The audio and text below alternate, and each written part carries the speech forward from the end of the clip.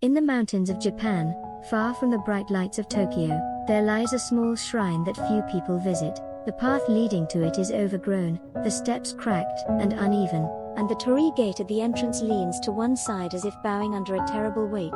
The villagers nearby avoid it, pretending it does not exist. Yet the shrine holds something more dangerous than any wild animal or hidden cliff. Within its dark interior rests a sword, ancient and cursed, sealed away by priests long ago. They say the blade has tasted too much blood, and it whispers, still, hungering for more. The story of the cursed sword begins centuries ago during the Sengoku era, when Japan was torn apart by constant war. A blacksmith of great skill lived in a remote province. He was no ordinary craftsman. His heart burned with resentment toward the lords who oppressed his family. They taxed him until his children starved and demanded his service without pay.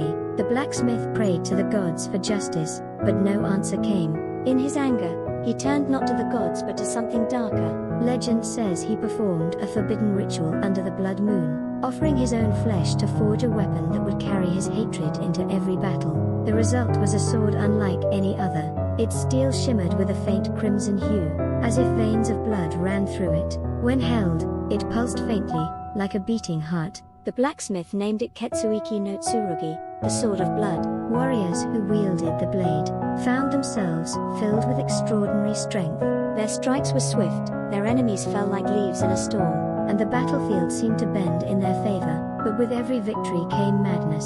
The first man to use it slaughtered not only his enemies, but also his comrades, unable to stop the bloodlust coursing through him.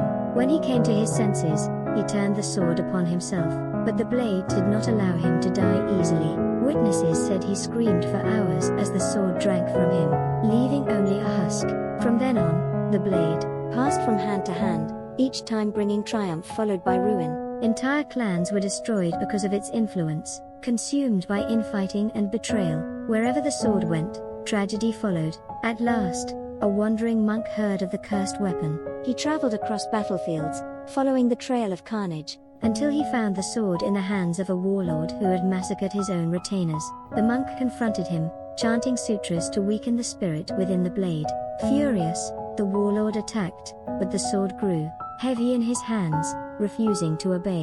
The monk took the chance to strike the warlord down, pried the blade from his dead fingers, and carried it to a hidden shrine deep in the forest. There, with the help of priests, he performed a powerful sealing ritual. The sword was placed within a lacquered box, bound with sacred ropes, and buried beneath the shrine's altar. Protective charms were renewed each year, and the monk swore to keep the blade hidden forever. For a time, peace returned, and the villagers forgot the horrors the sword had caused. But centuries passed, and memory faded. The shrine's caretakers dwindled until only one old priest remained. He tended the grounds alone, his health failing, but he never neglected the sealed altar. When asked why the shrine was so important, he would only say, "This place keeps the darkness asleep.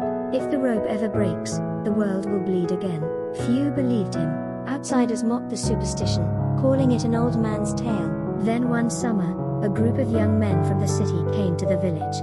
They were university students, fascinated by ghost stories, and eager to prove their courage. When they heard about the shrine and the cursed sword, they laughed and decided to see it for themselves. The villagers warned them not to go, but youth and arrogance are powerful things. Armed with flashlights and cameras, they climbed the mountain trail, one humid night, determined to uncover the truth. When they reached the shrine, the air grew unnaturally cold. The cicadas fell silent. The students joked loudly, trying to hide their unease. The torii gate loomed before them, its wood splintered with age. Inside the shrine, dust coated the floor, and the smell of mildew was thick. At the back stood the altar, small and plain, with ropes of rice straw tied tightly across it. Paper charms hung from the ropes, their ink faded but still legible. One student whispered that the box containing the sword was hidden beneath. Another dared him to open it. At first, he refused, but pride overcame fear. Laughing nervously, he untied one of the ropes. The moment the knot loosened, the air shuddered. A low hum filled the shrine, like the buzzing of 1,000 flies. The other students begged him to stop, but he pulled the box out from beneath the altar. Its black lacquer gleamed even in the dim light, as though it were wet. The young man placed his hands on the lid, and, despite the others shouting at him, he opened it. Inside lay the sword, resting on crimson silk. Its blade glowed faintly, reflecting the flashlight beams in unnatural patterns. The students fell silent, mesmerized. Then, one of them screamed. He swore the sword had moved, as if it had shifted toward him. Another claimed to hear whispers, faint voices urging them to draw the blade. Terrified, they turned to leave, but the one who had opened the box could not look away. His hands trembled, then reached for the hilt. The moment his fingers touched it, his eyes rolled back. A scream tore from his throat, but it was not his voice. It was deeper, layered, filled with rage centuries old. He swung the sword wildly, striking the nearest of his friends. Blood sprayed across the altar. The others fled in panic, stumbling down the mountain path. Behind them, they heard laughter, horrible, echoing laughter that followed them all the way back to the village.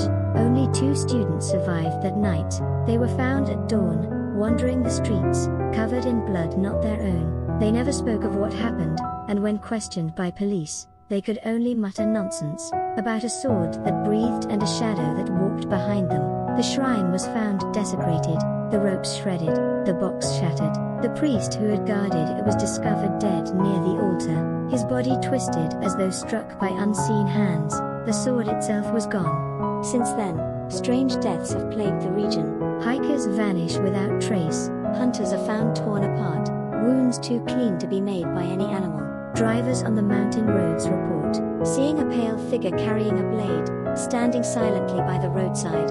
When they pass, the figure disappears, but moments later, they hear the sound of steel scraping against stone. Locals whisper that the cursed sword has chosen a new master, one who roams the night seeking blood. Some believe it is the student who first touched the blade, possessed forever by its spirit. Others think the sword moves from person to person, using them until they are spent, then discarding them for another victim. The shrine has been abandoned completely. No one dares climb the mountain anymore, and the trail is left to the forest. The villagers have learned not to speak of it openly. They fear that words have power, and even mentioning the sword might call it closer. Still, sometimes, on windless nights, they hear chanting from the direction of the shrine, though no monks remain. Sometimes they see faint red light glowing between the trees, like embers drifting in the dark. And sometimes, though no one admits it, they dream of the sword. In those dreams, they feel it in their hands, heavy and warm, whispering promises of power. When they wake, they find scratches on their arms, as if they had gripped a blade in their sleep. The cursed sword remains a mystery. Perhaps it waits to be sealed again, though who would dare attempt it? Perhaps it will continue to wander, claiming victims until its thirst is finally satisfied. Or perhaps it has already left the mountains, carried by unseen hands to a city where its hunger will be fed among millions. All that is certain is this: the sword forged in hatred still lives, and somewhere, it is waiting for the next hand to grasp its hilt. When that happens, the cycle of blood will begin again, and no shrine, no priest, no charm will be strong enough to contain it.